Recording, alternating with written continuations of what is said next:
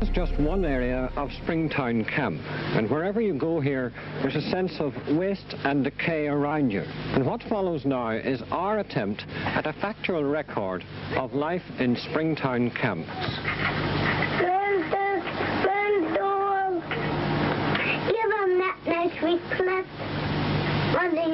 There's been tragedy in this cramped space. Mrs. Brennan's husband tells the story himself. Well, the two youngsters died out here. What was wrong with them? One was died with stealing their money, and the other died with a German of Wells in Belfast. What do you blame for that? Oh, I blame the conditions I'm living in. Did the doctor pass any comment? Well, I wrote a letter for the wife to hand into the housing people, and he says if we didn't get inside 12 months, it would affect everybody's help in the house. I'm here on behalf of James Connolly Cultural Youth Group today. My name is Paddy Moore. Would you like to introduce yourself? Yes, my name is Derry. I'm an ex-resident of Springtown camp. What's your memory of the first person who squatted in Springtown camp? Well, to start the story of Springtown camp, you'd have to go on the Lyman Street on the night of 18th of August 1946. There were residents living in terrible conditions in 2 up, 2 down terraced houses there. And there were maybe 3 or 4 families in the one house, and they had one outside toilet between them. Now, on that particular night, one of the children that lived in another house had died. So the men were up in arms, disgusted, and with the war just ended, there was no prospects of houses for the immediate future. So they just couldn't take anymore. So on top of Lima Street, there was a place called Blease Lane, which housed a vacant British Army camp, which was huts. And the men decided, look, even though there's no running water, there's no electricity, there's no heating, they were still a lot better to live up on there than they lived in the squalor that we're living in.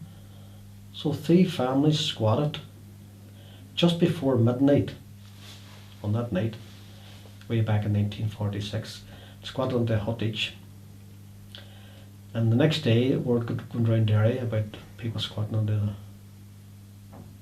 the huts, and you could see young children who were previously stuck up in one room playing in lush green grass outside the huts, and it was a great sight to be seen. And word went around Derry like lightning, and so there was other camps in Derry.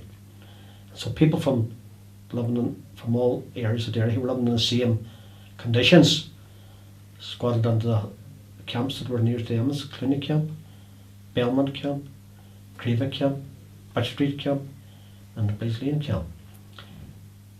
Springtown Camp. Now the reason they squatted into Springtown Camp was very simple, that the huts were belonging to the American Navy, who used to build their soldiers during the war. And the American camps were far superior to the British camps. And they were lining around the town and masonite inside us, which made them more livable. But again, there was no heating, no electricity, no running water. But the people squatted on the Springtown camp, and there they stayed. And the powers that be in the London Dairy Corporation at that time were up in arms, but there were so many squatted on, there's nothing they could do about it really. So they met with the camp residents, and they decided to turn on the water, which means that there was toilet facilities then, and sewage facilities at least. So they had to do that because there would have been an environmental disaster if they hadn't done it. So many children and so many people living without toilet facilities. So you can just think about that would have happened because they hadn't got the facilities. So they turned on the water, and then they went on to meet various committees in each camp, and they decided these people are here to stay temporary until their house is built.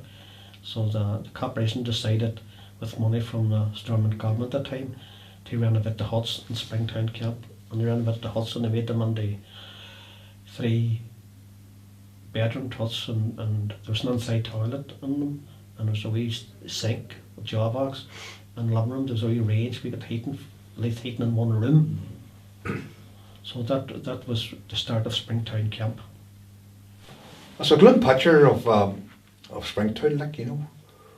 It was third world conditions, and they used to stuff on the floors called lino now, but it was called oilcloth then. You know, I remember tearing it up, my granny tearing it up, throwing it on the fire to keep a bit of heat in the hut, you know. It wasn't all glamorous or romantic, you know. It was tough, you know. Some tough people come out of camp too, like, you know, and some very, very good people, like, you know. And I was born in Springtown camp. Yeah. I was actually born in the hut, 151A, Springtown camp, which coincidentally was the number of the bus that used to come from the depot in Strand Road out to the camp. So I was born in Springtown camp. I grew up in Springtown camp, but that was in 1953 I was born, and we left Springtown camp in 1967. So my mother and father, of course, they were among the first wave of squatters in Springtown camp in 1946. I was born in 1946. I was actually born in Belmont camp, right?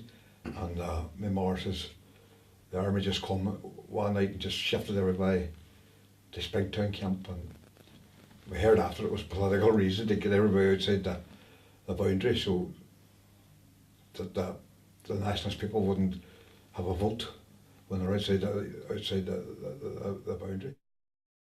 But why has it taken so long to move them to decent homes? Is it simply the acute housing shortage in the Derry area? Or is it, as the Nationalist Party says, that there's religious discrimination? An alderman who came to Springtown to be interviewed was Alderman James Hegarty, a nationalist member of Derry Corporation. He said it was for the corporation as a whole to settle this, but he refused to be interviewed in political terms, simply because the residents asked him not to. Alderman Hegarty honoured their request, but I felt obliged to ask him about land available in Derry City for housing, because the Nationalists allege that Unionists won't let substantial numbers of Catholics into Protestant wards because it would upset the voting pattern. What is the land situation for building new houses? Well, at the present time, as far as you probably know, we don't get to know very much of the affairs in the corporation, but as far as we have been told, the only land available now at the present time is land at Gobnascale in the waterside area. But, after all, in Derry, 5 minutes takes you out to the open country. This is a case for boundary extension. There's plenty of land around. Plenty. Why not build in the waterside area then? Well, that's another question. In what way? Another question. In what way? That was entirely a political question. And is Waterside a unionist or nationalist? Well, Waterside is unionist, but I wouldn't like to drag that in politics into this affair at all. But we were left in the dark way, the politicians. They make a deal, try to help us. You know, what it's like a toothless dragon, you know. They had no, like a 30% can't take on 70%. I know. You know what I mean? But the way that the thing was done in Derry then was 33% of the people ruled 73%. Like, you know what I mean? Yeah. And they wouldn't get away with it now, like, you know. But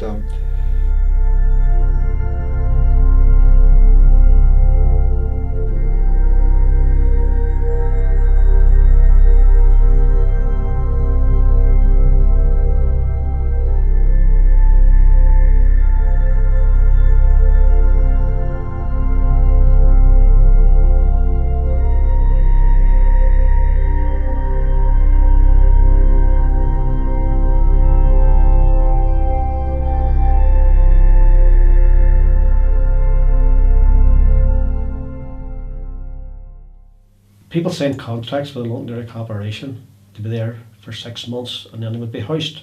And they agreed they were paying 5 shillings a rent per week. That's 25 pence in today's money per week. And so they all accepted this, and with the promise of being housed after 6 months. 6 months came and went. 6 years came and went. 15 years came and went. still the people didn't get housed. And the huts, with no repairs getting done, came into disrepair, and there were vermin in the huts, and they were in terrible conditions, and they were really unfit for human habitations. Another comment, Mr. George McLaughlin, father of 7. Well, when you come on at night and put them youngsters to bed at 7 o'clock at night or 8, they're on their line in the cold and dampness. And when you get up in the morning, so it's bound to be affecting their health, because I seen me often, the wife often, having to get a towel in the morning and drying their hair with the dampness and the frost in the huts. I think it's inhuman. Mr. McLaughlin's hut has obvious defects, some structural, others that are a danger to life.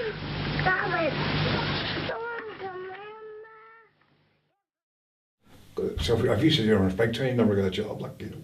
I tried it myself a couple of times, and I even filled I was on the one place one time, and I told them it was from a Northern Road, and they said starting Monday. You know, I would also joke, like, but what you mentioned, you were from Springtown, you know, we were second-class citizens, like, you know. The riches in the city as just like gypsies. That's the people in Londonderry City itself? Mm-hmm. I don't know why they have a bar against us. But even if your children are applying for a job, it seems they don't ask them now what school they went to. But as soon as they give Springtown as an address, well, that's them finished. They can't take a responsible position in the city. You would think they're a lot of crooks or something, which they aren't.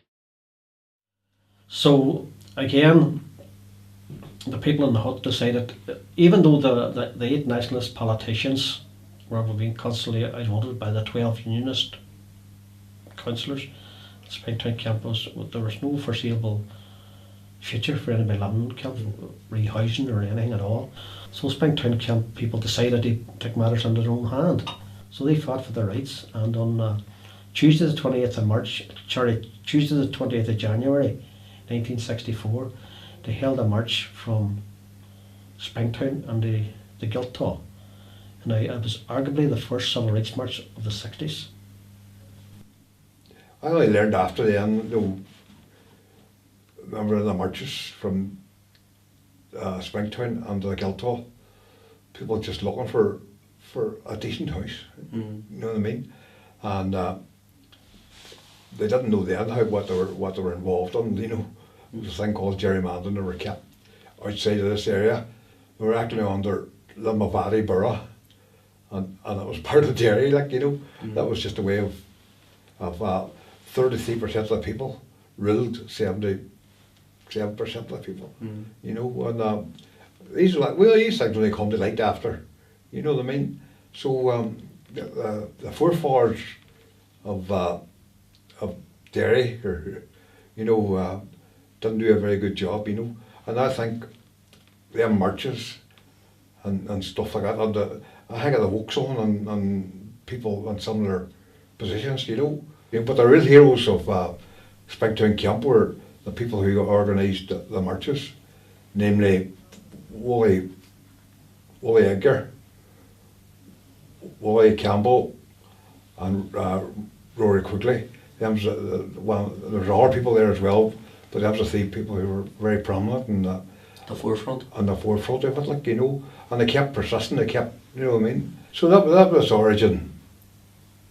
I believe was origin of civil rights and Derry, you know. It was because they kept marching and they kept going, they kept pestering, you know. Yeah. But you know, it was a case of, you know, we were a community, yet we were set apart insofar as the Springtown camp was surrounded by wire. There was a gate, one gate at the top, one gate at the bottom. That's where you came in, and that's where you went out. And everywhere you went in the camp, you walked so far, you couldn't walk anywhere else because the wire was there. That's all good times in the camp, you know, but also some very, very cold winters. And there was good neighbours and all. People used to say they left the doors open, all, because nobody had nothing. There was nothing there to steal, you know. But everybody sort of helped each other out, you know. But there was a lot of cold nights, and hungry days. Like a lot of other communities, I suppose, we were joined together by, you know, looking back, we were joined together by poverty, I suppose, in many ways. But as grown up as kids, that never crossed our minds. And I remember a lot of the time coming into the camp and thinking to myself, you know, when if you're going home and you go to your front door and you walk in, you feel, you know, I'm at home now. Well, the camp was, when you walked in the gate in the camp, you felt at home. You know, everybody looked out for everybody else. Your mother and father, you had a kind of mother and father in every hut in the camp, because everybody kept an eye out for everybody. We moved to, like I was about 7 or 8 then, we moved to Cregan, and moved on to house in Cregan Heights, split new house, and couldn't believe rolling up and down the stairs. I'd never seen stairs. You know, I never, you know, excepting doctors or something like that, I never seen, didn't know what it was like. And eventually, Springtown got cleared out. You know, my granny was nearly one of the last ones, not the last, but the last what. I said she was an old woman then, like, but she's, you know, and she had TB when she was younger, and there was a lot of TB, and it's probably nearly extinct now, but TB was a bad lung infection. It was all down to the environment, malnutrition, bad and bad nutrition and stuff like that there, you know. And after a few short years in, over 2 or 3 years in, the camp was empty when Kitty Lynch and Frances Lynch and their families got house. One got house in Pitt Street and one got house in Cregan Street. And Kitty Lynch, when she closed the door on her hut in Springtown camp, that was the end of the story of Springtown camp.